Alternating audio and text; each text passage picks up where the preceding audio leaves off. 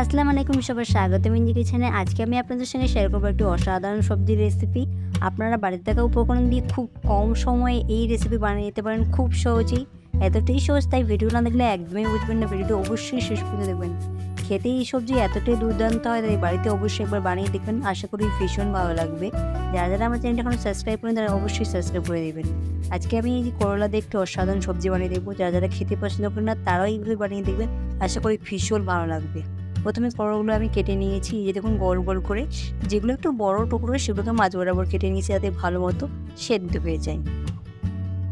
এবার করলার গায়ে আমি একটু লবণ মাখিয়ে নিয়ে নেবো। এই লবণটা দেওয়ার একটাই কারণ, যাতে করলা থেকে তেতো ভাবটা অনেকটাই কমে যায়। আপনারা চাইলে না দিতেও পারেন। আলু কেটে নিয়েছি আমি, এখানে দেখতে পাচ্ছেন বড় সাইজের আলুগুলো আমি একদম ছোটো করে চৌকো সাইজে কেটে নিয়েছি। ছোটো আলু থাকলে সেগুলো গোল গোল করে কেটে নিয়ে নিতে পারেন। এর সঙ্গে আমি একটা পেঁয়াজ কেটে নিয়েছি, এইভাবে মোটা মোটা ঝিরি করে, দেখতে পাচ্ছেন, মানে লম্বা লম্বা মোটা মোটা করে। এইভাবে পেঁয়াজটা অবশ্যই বাড়িতে কেটে নিয়ে নেবেন। প্রথমে আমি কড়াতে তেল দিয়ে দিলাম। তেল গরম হয়ে গেলে সেখানে দিয়ে দেবো জিরে। জিরের পরিমাণটা দেখতে পাচ্ছেন খুবই সামান্য ইউজ করলাম। জিরেটা হালকা করে প্রথমে ভেজে নিয়ে নেব। এরপর দিয়ে দেবো পেঁয়াজগুলো। পেঁয়াজ দিয়ে ভালো করে মতো শুধু প্রথমে পেঁয়াজটা একটু হালকা করে নাড়িয়ে নেব। বেশি পেঁয়াজটা একাই ভাজবো না, জাস্ট হালকা করে আমি নাড়িয়ে নিচ্ছি ভালো মতো করে তেলের সঙ্গে। এবার দিয়ে দিব আলুগুলো এবং দিয়ে দেবো করলাগুলো। ভালো মতো করে তেলের সঙ্গে পেঁয়াজ, আলু, করলাগুলো ভালো মতো প্রথমে একটা হাতের মাধ্যমে মিশিয়ে নিয়ে নেব। প্রথমে কিছুক্ষণ একটা হাতের মাধ্যমে মিশিয়ে নিয়ে নেওয়ার পরে গুঁড়ো মশলাগুলো এক এক করে এড করে দিয়ে দিব। দিয়ে দিচ্ছি হলুদ গুঁড়ো, দিচ্ছি সাধারণ যে লবণ, দিয়ে দিব লঙ্কা গুঁড়ো। লঙ্কার পরিমাণটা আপনাদের ইচ্ছে মতো দিয়ে দিবেন। দিয়ে দিব একটু জিরে গুঁড়ো, দিয়ে দিব আদা রসুনের পেস্ট। দিয়ে ভালো করে মশলার সঙ্গে মিশিয়ে বা পেঁয়াজ আলুগুলো করলার সঙ্গে কষিয়ে নিয়ে নেব। একটু হাতে সময় নিয়ে ধৈর্য ধরে ভালো মতো করে কষিয়ে নিতে হবে। একটু ভালো মতো কষিয়ে নিলে এই সবজির রেসিপিটা একটু অসাধারণ খেতে হবে। এখানে 2 থেকে 3 মিনিট মতো হাতে সময় নিয়ে কষিয়ে নিয়ে নেব, কন্টিনিউ নেড়ে। নাহলে যেহেতু এখানে জল নেই, তেল আছে, নিচ থেকে লেগে যেতে পারে, তাই একটু কন্টিনিউ হাতের মাধ্যমে নেড়ে প্রথমে কষিয়ে নিয়ে নেব। এখানে লক্ষ্য করলেন প্রথমে কিন্তু আমি কোনো জল অ্যাড করিনি, শুধু তেলের মধ্যেই ভালো মতো কষিয়ে নিয়েছি।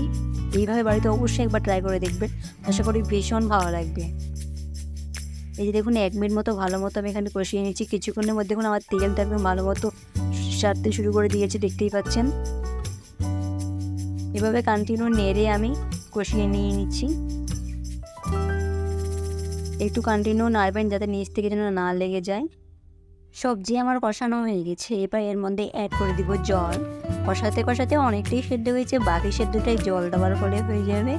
একটু জল দিয়ে দিলাম বেশি করে। জল দিয়ে এটা ঢাকনা দিয়ে 1 থেকে 1.5 মিনিট রান্না করে নিয়ে নেব।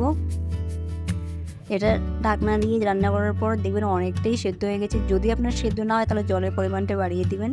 এবার কষিয়ে কষিয়ে ভালো মতো করে জলটা শুকিয়ে রান্না করে নিব।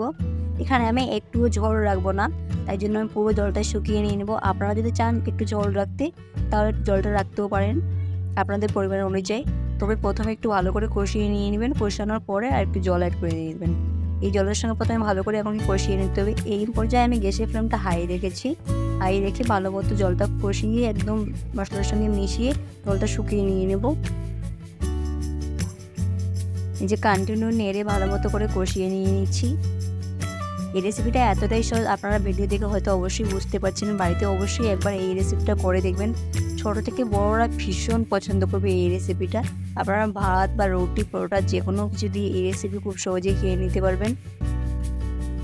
এই দেখুন কন্টিনিউ নেড়ে আমি কষিয়ে নিয়ে নিচ্ছি ভালো মতো। আমি যেমন ছাড়ে দেখতে দেখুন তেল ছাড়তে শুরু করে দিয়েছে। পুরো জলটা অনেকটাই প্রায় শুকিয়ে গেছে, তেল ছাড়তেও শুরু করে দিয়েছে। এই যে দেখুন চারদিক থেকে তেল ছাড়তে শুরু করে দিয়েছে। এটা আমি আর একটু জাস্ট 1/2 মিনিটের মতো নাড়িয়ে নিয়ে নিচ্ছি। আমি আগে বলেছিলাম যে আমি একটুও জল রাখবো না, তাই পুরো জলটা শুকিয়ে নিয়ে নিচ্ছি। আপনারা চাইলে রাখতেও পারেন। এই দেখুন পুরো জলটা শুকিয়ে গেছে, একদম পুরো তেল বেরোতে শুরু করে দিয়েছি, দেখতেই পাচ্ছেন হয়ে গেছে। এটা তার থেকে একটু মিশিয়ে নিয়ে গ্যাসের ফ্লেমটা আমি একটু হালকা এই পর্যায়ে লো রেখেছি। একটু ভালো মতো করে মিশিয়ে নিয়ে নিচ্ছি। মিশিয়ে নিয়ে নিয়েছি ভালো মতো করে। জাস্ট এবার এটা আমার রান্না কমপ্লিট। এবার এটা নামিয়ে নিয়ে নেব। এই যে দেখুন ভালো মতো করে এটা আমি এবার নামিয়ে নিয়ে নিয়েছি, দেখতেই পাচ্ছেন। এখনও দেখুন কতটা গরম আছে। গরম গরম এবার সার্ভ করে দিব। ভিডিওটি ভালো লাগে থাকলে অবশ্যই লাইক কমেন্ট শেয়ার করবেন। চ্যানেলটি সাবস্ক্রাইব করতে একদমই ভুলবেন না। ফেসবুক থেকে দেখে থাকলে ফলো করে দিবেন। আজকের মতো এখানেই দেখা হবে নতুন একটি ভিডিওতে। ভালো থাকবেন, সুস্থ থাকবেন।